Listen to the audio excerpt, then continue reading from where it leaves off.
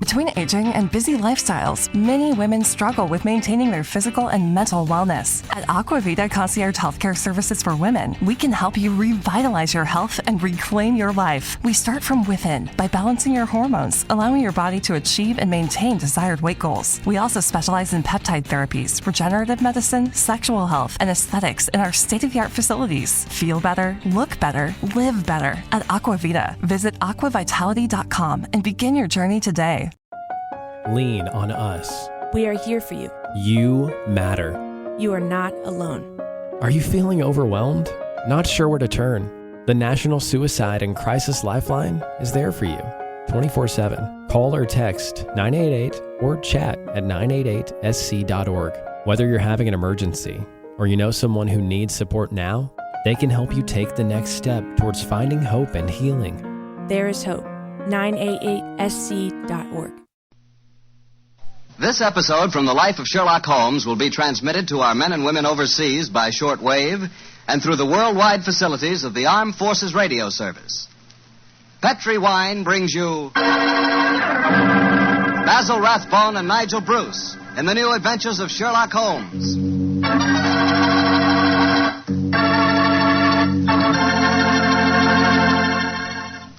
The Petri family, the family that took time to bring you good wine, invite you to listen to Dr. Watson tell us another exciting adventure he shared with his old friend, that master detective, Sherlock Holmes.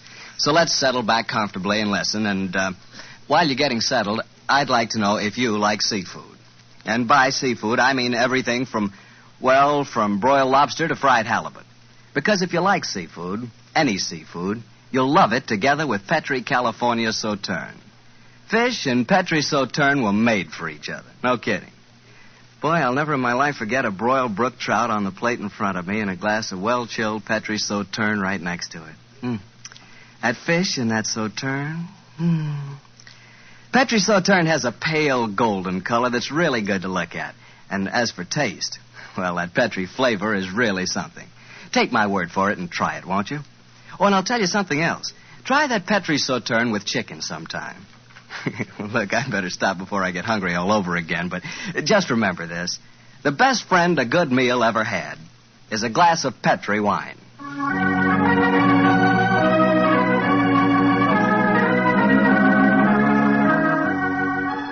And now let's keep our appointment with the good Dr. Watson. Good. Good evening, Doctor. Good evening, Mr. Bartell. Come over here and join me by the fire. I didn't think it was cold enough for a fire tonight, Doctor. Oh, I suppose it isn't really, but there was one late, so I just couldn't resist putting a match to it. Fire's a good accompaniment to storytelling anyway. Yes, my boy, a fire and a glass of port. Care to join me in one? Thanks, Doctor. So, you're going to tell us a sea story tonight? Yes, Mr. Bartell. The whole adventure took place aboard a small steamer as it plowed through the stormy seas of the Indian Ocean. Here's your glass, my boy. Thanks. And what were you and the great Sherlock Holmes doing on the Indian Ocean, may I ask? We're on our way to Calcutta to solve the case of the vanishing elephant of Parbutipur. Oh, yes, the story you told us a few weeks ago. That's quite right, my boy. It's in the summer of 1894 that we left Liverpool aboard the steamship Lucifer. It wasn't a large ship, and as both the Mediterranean and the Red Sea proved somewhat, shall we say, unfriendly, I may tell you the first part of the voyage was quite unpleasant. In fact, until we left Aden, I'd spent most of the time in my cabin. I'm not much of a sailor, you know. However, as we headed eastward towards Colombo, the weather cleared up a bit, and I came on deck and joined Holmes. I remember on the second night out of Aden, we paced the decks together. The stars above us twinkled, the promise of a bright tomorrow. And the faint tinkle of a piano being played in the passenger lounge formed a perfect setting for an evening stroll. It only seems like yesterday that Holmes said... Watson, it's good to see you on your feet again. Yes, it's good to be on 'em, Holmes. It's been a miserable trip for me so far. The captain told me tonight that we can expect good weather between here and Calavati, our next port of call. I thought Colombo was the next stop. And where is Calavati, whatever you call it? Anyway, I never heard of the place. It's a tiny island in the Indian Ocean. It's a British protectorate. Those are the only facts I was able to glean from the encyclopedia in the ship's library. Did you ask the captain why we're stopping there? No, I didn't. As we are traveling incognito, I felt it wiser not to ask too many questions. I find this incognito business something of a strain. Every time a steward calls me Mr. Hamish, I can't think who on earth he's talking to. Whereas I find myself answering to Mr. Mycroft almost automatically.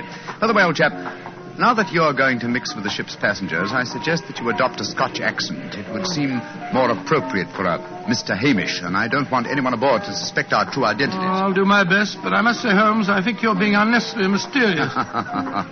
Possibly I've been influenced by reading too many of your rather florid stories of our adventures together. My stories are not florid. They're all perfectly true. Oh, don't be angry with me, old chap. Don't be angry, please. By the way,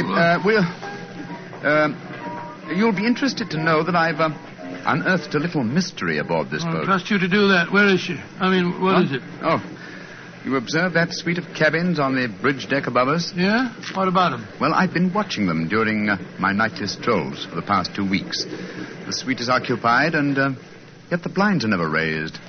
But I've never seen meals taken in there. I presume, therefore, that it must contain a private galley and a cook. I don't see anything mysterious about that. It's probably occupied by some wealthy invalid. Oh, possibly. Another interesting fact is that the occupants are not entered on the ship's passenger list. It all sounds very mysterious. There's probably a perfectly simple explanation for it. In any case, you must save your energies for the problem that awaits us in India. You're Mr. Mycroft now, remember that. I will, Mr. Hamish. Mr. Mycroft? Yes, Mr. Hamish? Would you care to join me for a wee drop of brandy in the smoking room? Mr. Hamish, I shall be delighted.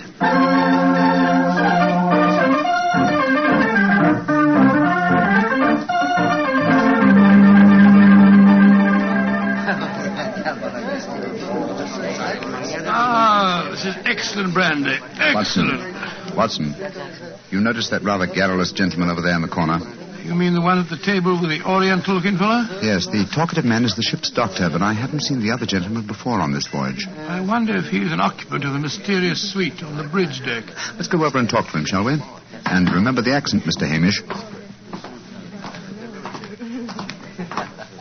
And so, Verda, when we landed at Colombo, I decided to take Mrs. Abbott for a moonlight rickshaw drive through the cinnamon gardens. Did you gentlemen want to see me? If you'll excuse us, Dr. Harris, my friend Mr. Hamish and I were having a little argument, and we thought that perhaps you might be able to settle it for us. An argument? Oh, I love a good argument. Sit down, gentlemen. This is Mr. Verda. How do you do, gentlemen? Good evening, sir. My name is Hamish, and this is my friend, Mr. Mycroft. I'm so happy to meet you, gentlemen. Now, how do you know Mr. Verda? Now, gentlemen, tell me what you're arguing about. Well, I love Doctor, a good argument. You see, it wasn't exactly an argument. My friend Mr. Hamish insists that the Suez Canal was built by a Dutchman in 1870. I'm convinced that it was built by de Lesseps, a Frenchman, in 1869. We thought you'd know. You flatter me. I'm only a ship's doctor, not an historian. Ask Verdi. He probably knows. Can you settle the question for us, sir? I can, Mr. Mycroft. You are almost correct. The canal was opened in 1869, though its construction began 10 years previously.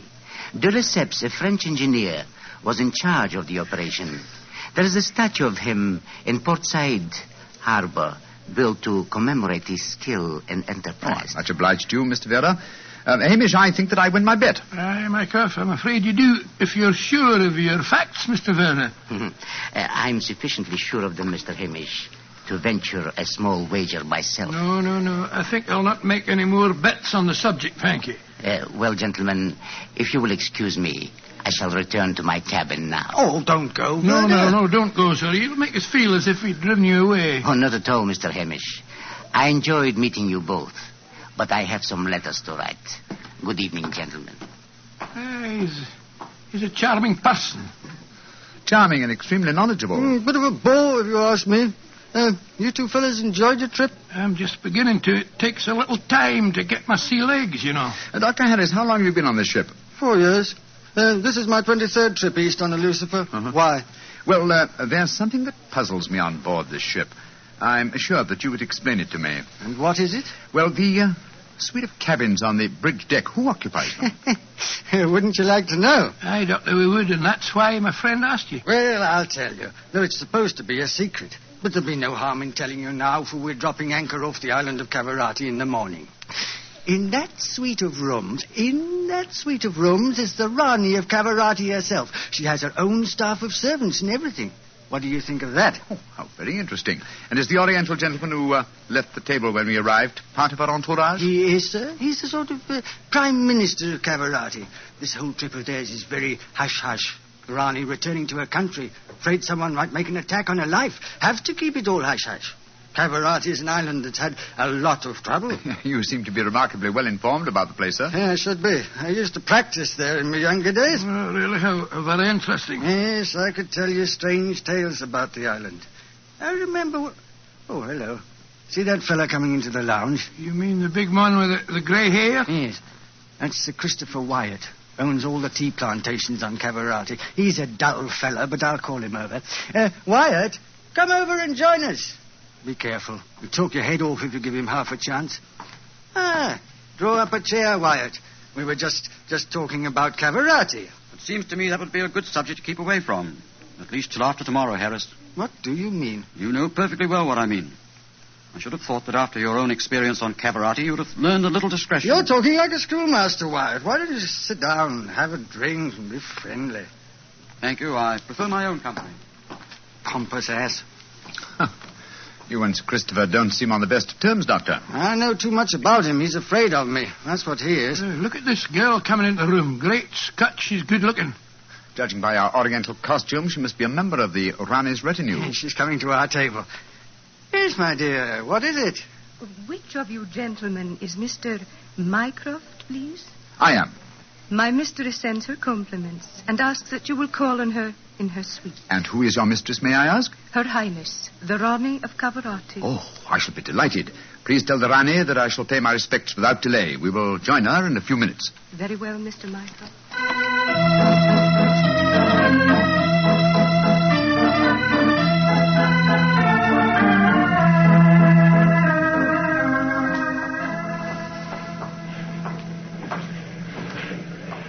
You know, Holmes, this is pretty exciting.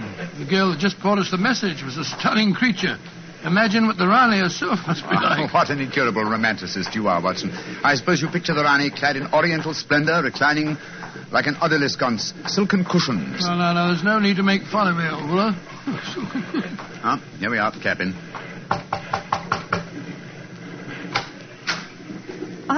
It is you, gentlemen. Follow me, please.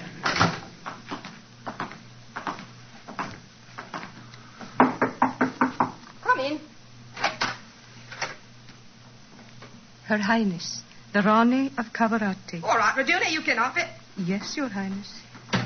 Well, me lads, don't look so startled. Come in and sit down. Your Highness, What's the matter? Don't I fit into your picture of a Rani? What did you expect? A slant-eyed beauty with a veil and big hips? Well, I've got the big hips, all right. Your Highness... never mind, Your Highness. Sit yourselves down and talk free and easy like. I may as well begin by telling you that I know who you both are. Mr. Sherlock Holmes and Dr. Watson. Do me. I've seen you in the good old days in London, you know. May I ask if our visit is purely a social one, or are you in need of professional advice? Oh, a little of both, Mr. Holmes, a little of both. And we'll start off with being social. Fruma. Mem Sahib. Champagne. Botachi, Mem Sahib. If you'll pardon my asking you, madam, but I've never seen you before, someone. Oh, that's a question I'm always having to answer. Yes, you probably have, Dr. Watson. You see, I was in the chorus at Daly's Theatre in London for quite a few years, until the Raja of Cavarati decided I'd look better on his island than I did in front of the footlights. Your husband, the Raja, is dead, isn't he? Yes, he was killed playing polo. Champagne, Mem Sahib. Colo. Champagne Pinasecta. Acha. He doesn't speak English, so I'll get along with telling you my troubles. Mr. Holmes, somebody's trying to kill me. Kill you? Good God. May I ask what reason you have for saying that, madam? You may, Mr. Holmes. Before I left England, I had threatening letters warning me that if I ever went back to Cavarati, I'd never get to the island alive. I got another letter in Port Said that said the same thing. You kept these letters, I trust? No, I didn't. I tore them up. I never did pay any attention to letters that weren't signed. Oh, that's a great pity, madam. Those letters might have been invaluable. Well, it's too late to think about that now, Dr. Watson. Here's what's on my mind. I land at Cavarati in the morning, and if anyone's up to a bit of no good, tonight's their last chance. You destroyed the threatening letters, madam, thereby indicating that you did not believe in the threats, and yet you now appear to feel that you are in danger. I wonder what made you change your mind. The ace of spades. Yes? I don't understand you, madam. In the last 2 days, every time I tell my fortune, I get the ace of spades. Now, you know what that means. Death. Oh, come now, madam. If you'll pardon my saying so, that's a very childish superstition. Well, the cards have never lied to me yet. Oh, you can laugh at it if you like, but I know. Well, do you mind if I ask you a few questions? Anything you like, Mr. Holmes, fire away. How long is it since you were in Cavarati? About 18 months. We were in England when my husband died, and I couldn't face the idea of going back to that island alone. 3 months ago, Verda... Oh, he's the chief minister of Cavarati. Yes, madam. We met him for a moment in the lounge. Oh, well, Verda came over to England to persuade me it was my duty as the Ronnie to go back. I see. As far as you know, have you any enemies among the passengers on board the ship? Oh, that's an odd one to answer, Mr. Holmes. But I can tell you right here in my suite there's someone who doesn't like me. That girl Raduna, the one that brought you my message. She was in love with the Roger herself. I know she hates me, even though she did stay with me in England after my husband died. How about Ferda, your minister? Oh, he's all right. My husband thought the world of him, and he's been wonderful to me. He came from Cavarati recently, you say, to persuade you to return there. That's right, Mr. Holmes. Well, Bruma seems to be all right after drinking that champagne, so it'll be safe for us to have some now. Champagne omlog kedo? Botache, Mem Sahib. Oh, I've been burning with curiosity to know why you gave him a glass of champagne a few minutes ago, and yet we didn't have any. Well, surely that's obvious, Watson. Fruma is the official poison taster, isn't he, madam? That's right, Mr. Holmes. He tastes everything I eat or drink before I do. And if it doesn't affect him, then I know it's safe. Verda brought him over to England when he came to fetch me. On the island of Cavarati, poisoning's quite an hobby, you know. There were 2 people in the smoking room tonight who seemed to know quite a lot about your island. The ship's doctor, a rather garrulous gentleman by the name of Harris, and Sir Christopher Wyatt, who owns tea plantations on the island. Do you know either of them, madam? I should say I do, both of them. Dr. Harris isn't any good. He was on the island for a bit, but he got into some kind of trouble, and my husband had him thrown out. And how about Sir Christopher Wyatt? Oh, Chris is all right. I saw quite a bit of him in London after my husband's death.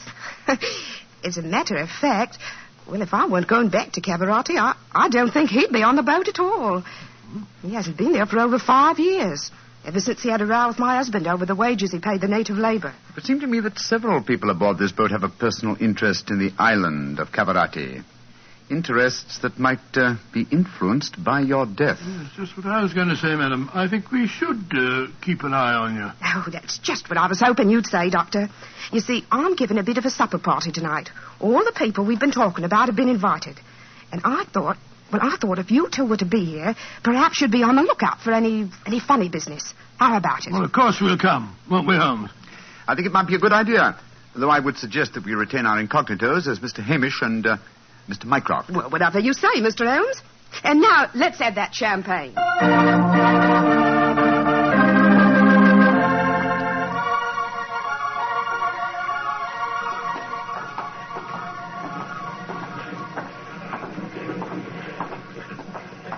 You know, Holmes, I remember the Raleigh when she was in the chorus at Daly's. She looked stunning in tights. There was one night I... Yes, no time, old chap, if you don't mind. At the moment, there's a question I want to ask you. Oh, sir? Is your medical bag fully equipped with all the antidotes to poison? Poison? It's ridiculous. How could the Rani be poisoned when she has a poison taster? My dear Watson, you mustn't... What the blazes is that? Come on, Watson. That cry came from the companionway. There are 2 figures struggling by the rail there. Good heavens! One of them has pushed the other down the companionway.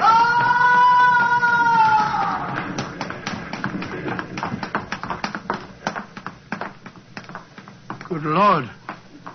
His skull smashed in. I'm afraid that he... What's happened? Sir Christopher Wyatt. What are you doing here? I was taking a stroll. I heard a yell from this direction and came here as fast as I could. Great Scott, this fellow's bleeding badly. We must get the ship's doctor at once. That's hardly necessary, I fear, Sir Christopher. What do you mean? In the first place, this man is dead. In the second place, he is the ship's doctor.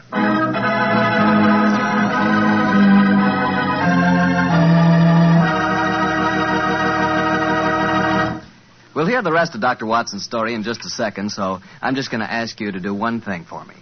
Well, I should say for yourself. Tomorrow night, if you're having meat or any meat dish for dinner, why not open up a bottle of Petri California Burgundy? That wonderful, rich, red Petri Burgundy will turn your dinner into a real feast. You see if it doesn't. Because there's nothing like a good wine with good food. And I know your family gets good food, and I know that Petri Burgundy is a good wine. In fact, it's a perfect mealtime wine. Try it and see. And now, Dr. Watson, tell us what happened next. You said you found the ship's doctor dead at the foot of the companionway? Yes, Mr. Bartell. His neck had been broken instantly. Imagine there was a good deal of excitement aboard. No, my boy, as a matter of fact, there wasn't. We managed to get the body back to its cabin without attracting attention. Holmes, after revealing his true identity, was able to persuade the captain to hush up the killing until after the Rane's party had taken place. Oh, he didn't want to scare the murderer, I guess. What happened next, Doctor? Holmes and I returned to our cabin to dress for the party. Holmes, I remember, was in a state of suppressed excitement. He spoke quietly and deliberately. Watson, surely it's obvious why the doctor was murdered? Oh, it isn't obvious to me. It's elementary, my dear fellow. If you are planning a subtle murder by poison, how wise to remove the one man who might save the victim's life, a doctor. Oh, you keep harping on poisoning. It seems to me that to be the last way a murder would try to dispose of the Rani. Everything she touches is first tested by the poison tester. Exactly. That's why I call it a subtle murder attempt. Didn't you notice the physical attributes of Frumer, the poison tester? Which in particular, Well, Holmes? his unusually glossy hair, his remarkably clear complexion, his plump figure. Look here. Just tell me one thing, will you? What's that? I presume that in your medical bag you have a supply of magnesia. Naturally. Do you also have hydrated ferric oxide? Yes, I do. Splendid. Let's be off to the party. Funny things to take to a party, I must say. That's true, my dear fellow, but I'm afraid that this party may not prove as convivial as the Rani thinks.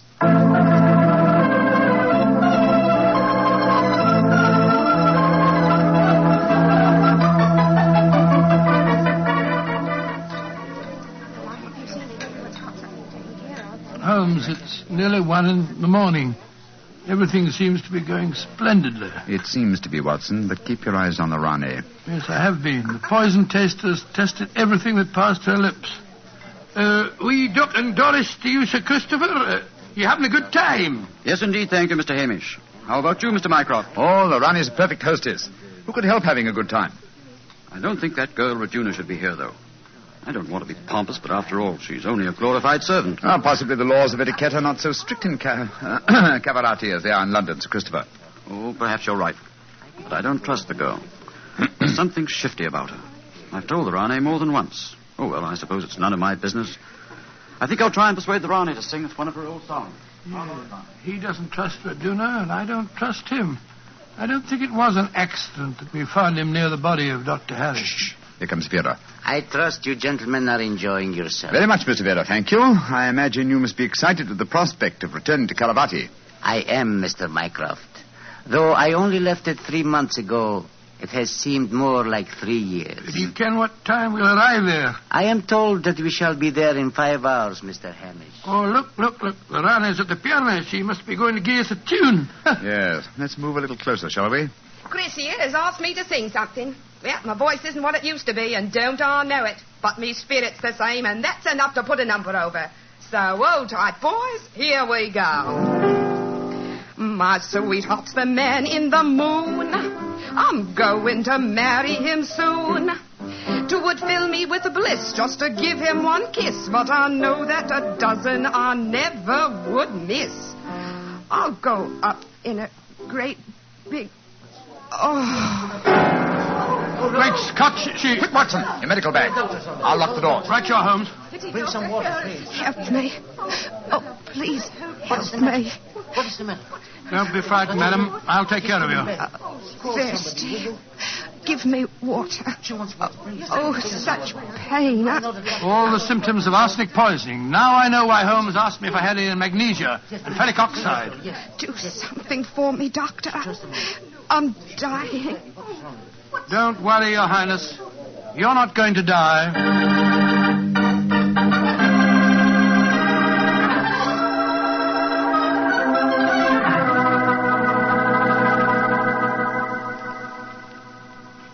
She's going to live, Holmes.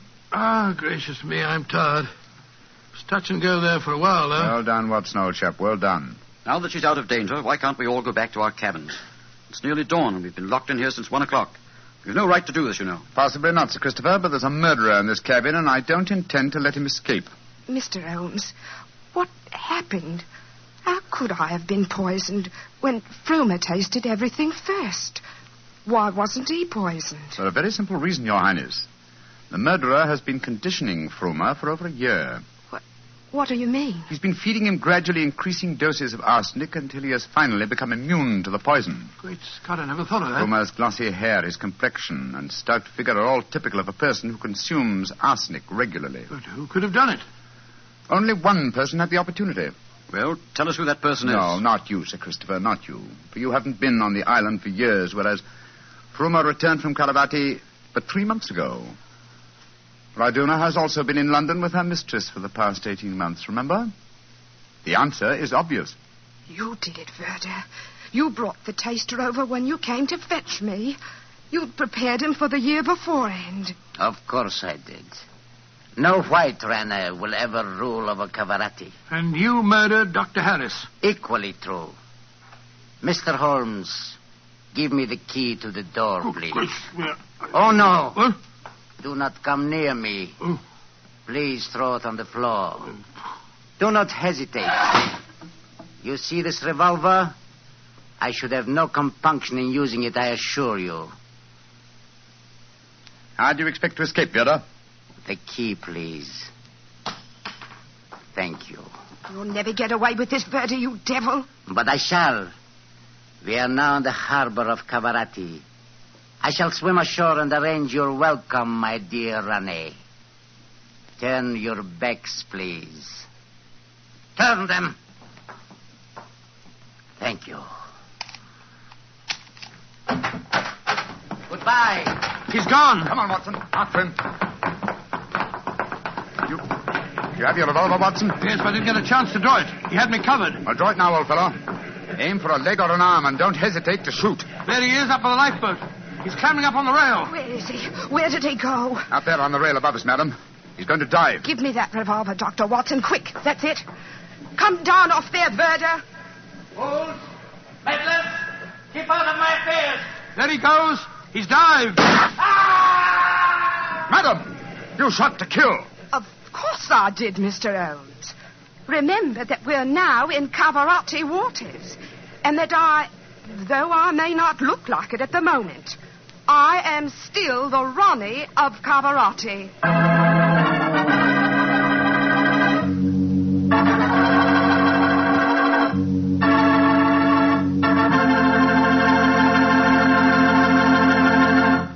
Say, that was a swell story, Doctor. It had a lot of color and quite a bit of action. Color and a bit of action. Well, I'm glad you liked it, my boy. Oh, I did.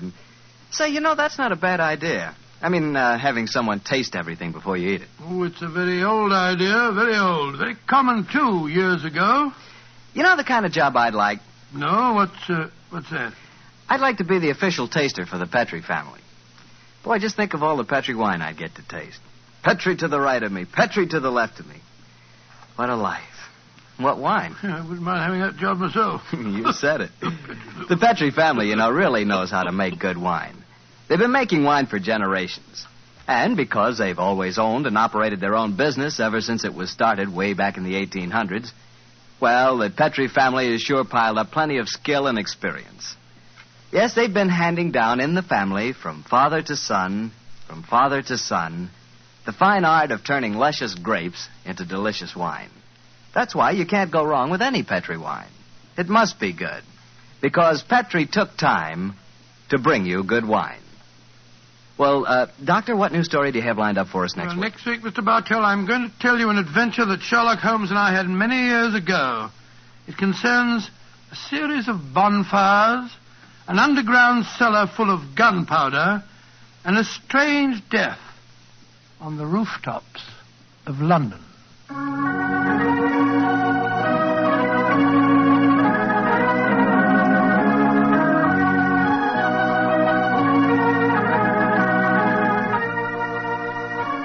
Tonight's Sherlock Holmes adventure is written by Dennis Green and Anthony Boucher and was suggested by an incident in the Sir Arthur Conan Doyle story, The Adventure of the Mazarin Stone.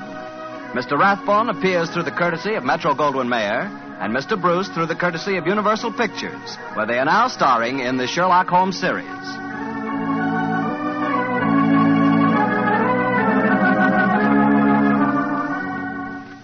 The Petri Wine Company of San Francisco, California, invites you to tune in again next week, same time, same station.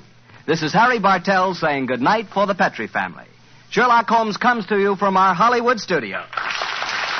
This is the Mutual Broadcasting System.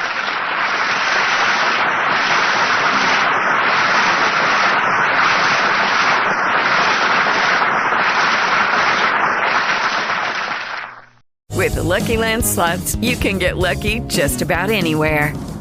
This is your captain speaking. We've got clear runway and the weather's fine, but we're just going to circle up here a while and get lucky. No, nothing like that. It's just these cash prizes add up quick. So I suggest you sit back, keep your tray table upright, and start getting lucky. Play for free at LuckyLandSlots.com. Are you feeling lucky? No purchase necessary. Void where prohibited by law. 18+ terms and conditions apply. See website for details.